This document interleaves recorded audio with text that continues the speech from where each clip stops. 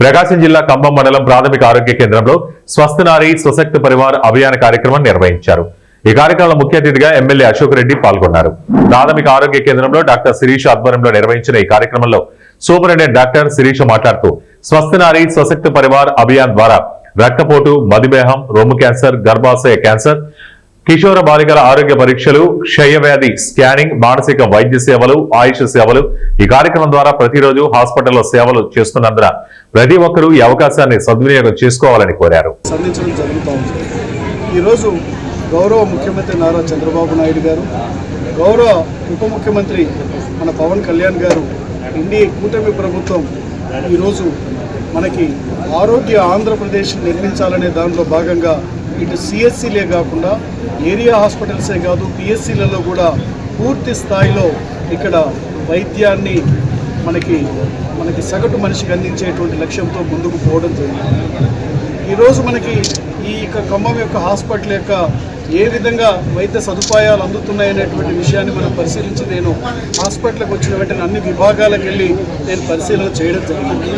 అక్కడికి వెళ్తే ప్రతి చోట కూడా ఓపీస్ నెంబర్ పెరగడము, గతంలో ఉన్నటువంటి నెంబర్ కంటే అక్కడ ఉన్నటువంటి కన్సర్న్ డాక్టర్స్, ఆ యొక్క స్పెషలిస్ట్ డాక్టర్స్ కూడా మంచి సర్వీసెస్ ఇస్తున్నారు కాబట్టి అక్కడ ఓపీ పెరగడము, పేషెంట్స్ రావడము జరుగుతూ ఉంది. గతంలో 200-250 ఓపీలు ఉన్నటువంటి ఈ యొక్క గవర్నమెంట్ హాస్పిటల్ ఈరోజు 400 నుంచి 500కు ఓపీ పెరిగిందంటేనే ఈరోజు ఎన్డీఏ కూటమి ప్రభుత్వం వచ్చాక పరివార్ అభివాన్ అంటే ఆరోగ్యకరమైన మహిళలు, ఆరోగ్యకరమైన కుటుంబాలు నిర్మించడానికి ఉపయోగపడతారు.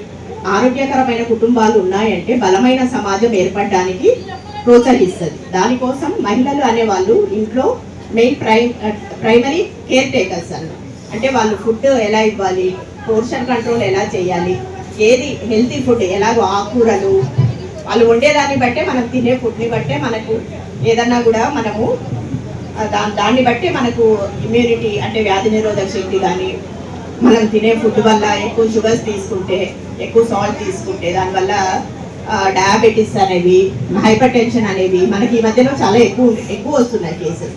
మేము దాని గురించే పిఎం నరేంద్ర మోడీ గారు సెప్టెంబర్ 17వ తేదీన ఈ ప్రోగ్రామ్ని మధ్యప్రదేశ్లోని ఇండోర్లో లాంచ్ చేయడం జరిగింది. అలానే మన ఆంధ్రప్రదేశ్లో కూడా వైజాగ్లో మన హానరబుల్ సీఎం గారు లాంచ్ చేయడం జరిగింది.